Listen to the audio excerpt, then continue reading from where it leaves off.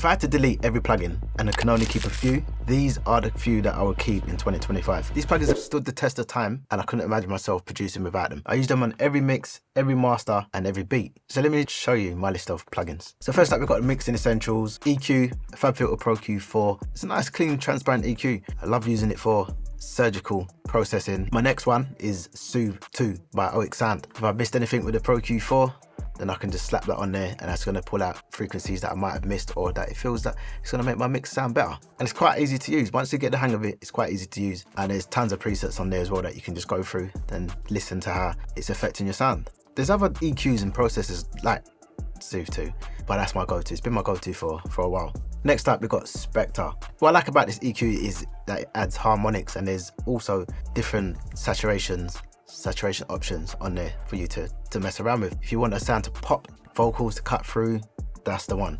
Our next plugin, absolutely love this plugin, and that's Sonymous End Console. If you watched my video about the End Console, you know how much I rave and how much I go on about this plugin. It just adds something different to my sound, to my mixes, and I love that. Bringing that analog warmth and saturation and glue. Let's talk about my mastering essentials. Ozone 12, it's just come out. I was using Ozone 11 before that, but absolutely love Ozone because it's just got everything on there. I don't always use all the different parameters inside there. Sometimes it's just a case of using clarity, or maybe the vocals need to be up a little bit louder or lower. It's just nice to have. There's just all sorts inside there. It's like a Swiss Army knife for mastering. And you can, if you want to, just do a whole master just using that. Next up, we've got Gold Clip. If you haven't heard about Gold Clip, where have you been? It's probably one of the go-tos for, I'd say, yeah, like 95% of producers, engineers. It's incredible what it does. There are other clippers out there that are just as good, but for me, Gold Clip just adds that something else, that something different.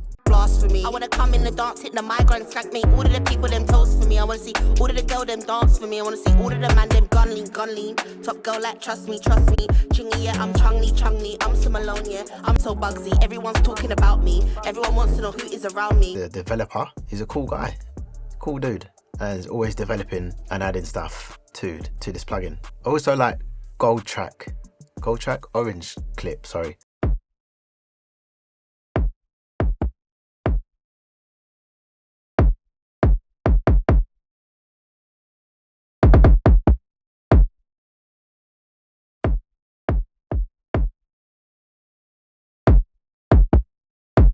Yeah, that's another one. And there's also Gold Clip Track as well. So if you don't want to use the whole Gold Clip, you've got Gold Clip Track, which you can just use on individual channels. Amazing. So next up, we've got the UAD Ampex ATR 102. This for me just adds a nice sheen to my masters. I like what it does. It's tape, it's giving you that warmth, it's giving you that analog sound, it's giving you grit if you need it.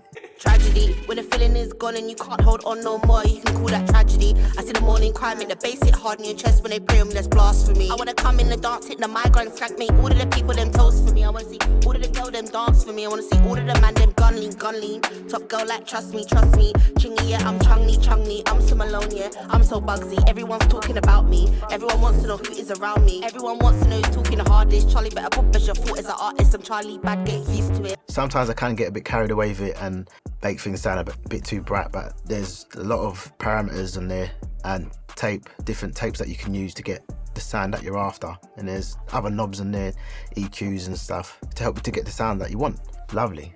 Next up is Sonable Smart Limit. I like this because you just click a button and then it's going to do the rest for you. And then you can make some tweaks if you need to. It can feel like it's like you're cheating, but I absolutely love what it does and helping my masters to sound loud, punchy, and clear. So let's talk about sound design and production. First up, we've got the Roland JV 1080. I don't really see many people using this, but this has got some incredible sounds in there. Pads, strings, guitars, distorted guitars, basses, plucks.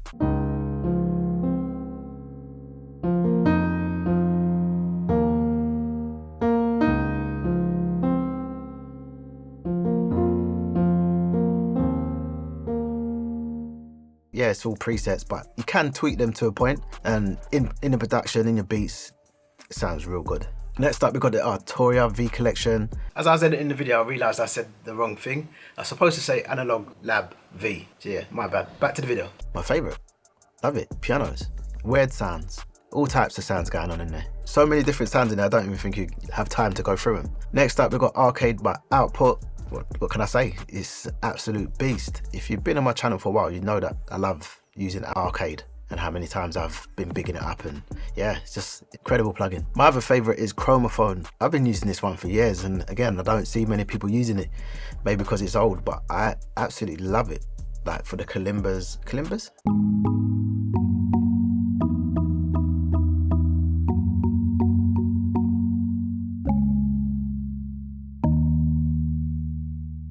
Yeah, that. The xylophones.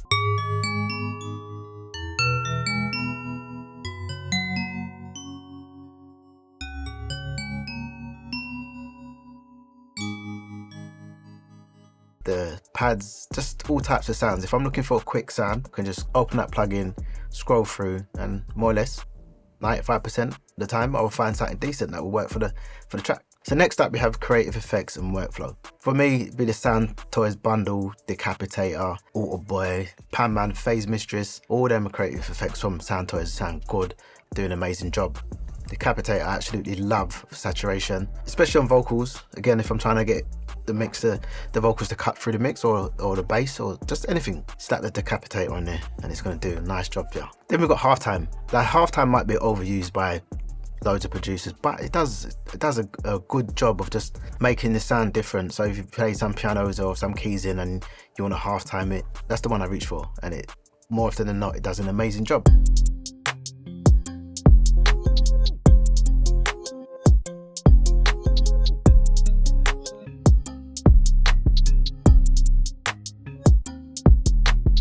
Next up we've got the RC20 Retro Color.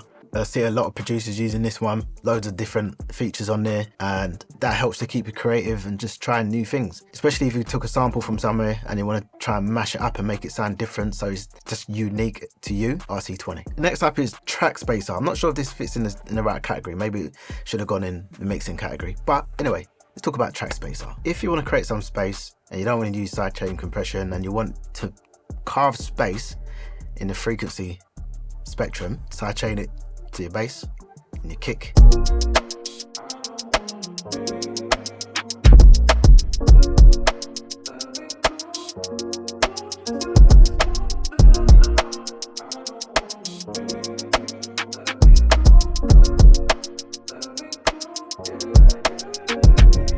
Get the bass out of the way, get your kick to punch through, or vocals, sims, whatever it is.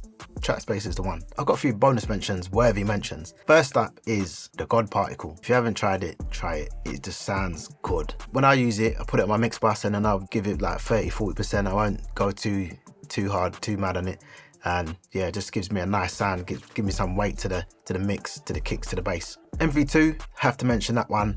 Love using that for my vocals, just getting the low end, some body in the vocals if I've scooped some out and I just want to bring some back in, or if I want to just squeeze the vocal and get it sitting right in the mix, then yeah, I love using that one. Next is Marg EQ. That there is, I don't know, I feel like that's just up there with the EQs. And now that you can change the skin to blue or black, yeah, it just makes it nicer to work with. The shiny Airband 40K, yeah, all that top end sheen and shine, for me that's one of the EQs that's like prestige. If you're using that on vocals, you're gonna get that nice shine, that nice sheen. The other thing I have to mention is the VSX headphones. These for me are, yeah, there's something that I couldn't live without. If I was on a desert island, those are coming. They're getting packed first. New updates that they've come out with, and just always tweaking it, making it better for us to use and for us to create good mixes. If you haven't got a studio that is fully treated, you know for a fact that one little EQ, 1 dB boost in 3K, you can hear it. Most of us haven't got that luxury. So for me, these headphones definitely are up there. Like I've said in some of my reviews,